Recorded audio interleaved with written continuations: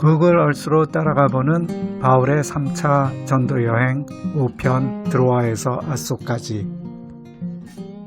드로아에서 바울과 그 일행은 앗소로 향하게 되는데 원래는 함께 배로 가려고 했으나 바울이 걸어가기를 원하여 일행들은 배를 타고 가고 바울만 혼자 걸어가게 됩니다.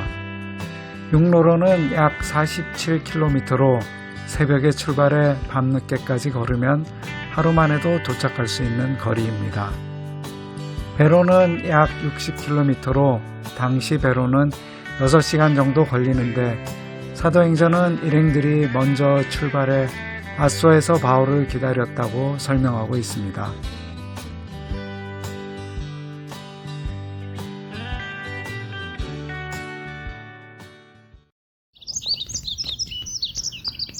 산들바람이 불어오는 아마도 AD 56년의 어느 봄날 아침, 바울은 새소리를 들으며 드로아를 떠나 앗소를 향해 걷습니다.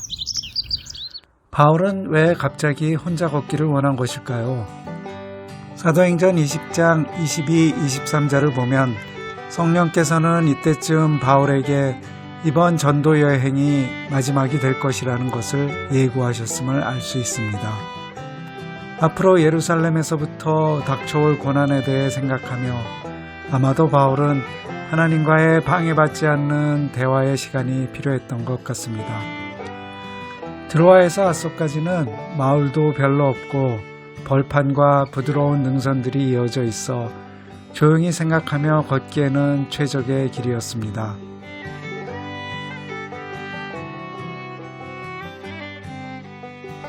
두 사람이 함께 걷는 것은 마음을 터놓고 대화할 수 있는 아주 좋은 방법입니다. 서로 같은 방향을 바라보며 속도를 맞춰 걷다 보면 알 수 없는 유대감이 생기고 대화가 진솔해지게 됩니다. 세상 사람들은 솔직하고 허물없는 대화를 위해 술을 마시지만 기독교인들은 함께 걸으며 대화하는 것이 바람직한 방법입니다. 에녹도 하나님과 함께 대화하며 걷다가 하늘로 승천하였습니다. 바울도 드로아에서 앗소로 가는 길에서 하나님과 대화하며 많은 격려와 위로를 받았을 것으로 생각합니다.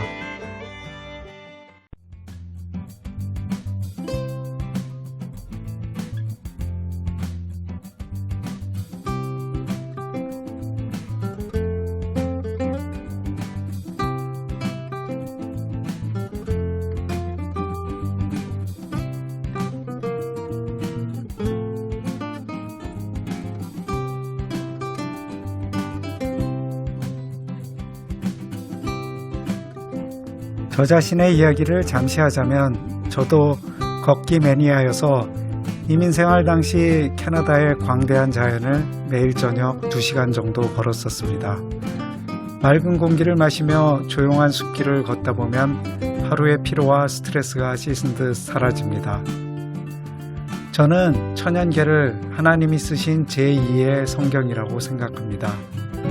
우리가 읽는 책으로 된 성경은 사람의 손을 빌려 쓰여진 것이지만 광대한 자연은 하나님이 태초의 말씀으로 직접 쓰신 것입니다. 그 속에는 하나님의 설계 원리와 시스템들이 숨어 있고 하나님의 품성이 피조물에 반영이 되어 있습니다. 그 속에는 농약과 비료를 쓰지 않고도 울창한 숲을 가꾸어내시는 하나님의 농사 방법이 숨겨져 있으며 수많은 생물들을 길러내시고 먹이시는 하나님의 지혜를 엿볼 수 있습니다. 무엇보다도 저는 걸으며 성경 말씀을 묵상하고 혼잣말처럼 하나님께 궁금한 것들을 물어보거나 힘든 삶에 대해 고백하는 것을 즐겼습니다. 그러다 보면 길이 끝날 때쯤엔 궁금한 것들이 해결되는 경험을 자주 하였습니다. 우리가 기도라는 것을 두 손 모아 조용한 장소에서 해야 한다는 고정관념에서 벗어난다면 이렇게 걸으며 하나님과 대화하는 것도 훌륭한 기도의 방법이라고 생각합니다.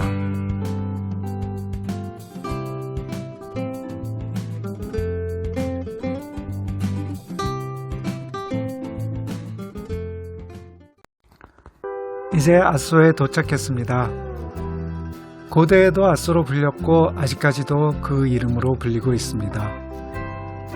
아소는 기원전 1000년경부터 그리스 식민지로 시작되었으며 기원전 348년에 유명한 철학자 아리스토텔레스가 이 도시의 지도자 헤르미아스의 조카와 결혼하여 이곳에 정착하였습니다. 그는 아카데미를 이곳에 세우고 철학, 생물학 등의 학문을 발전시켰는데 갑자기 페르시아가 침공하여 마케도니아로 피신하게 됩니다.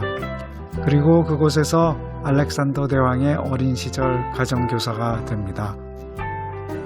아소는 페르시아와 버가모 왕국의 식민 지배를 거쳐 기원전 133년 로마 제국에 흡수됩니다.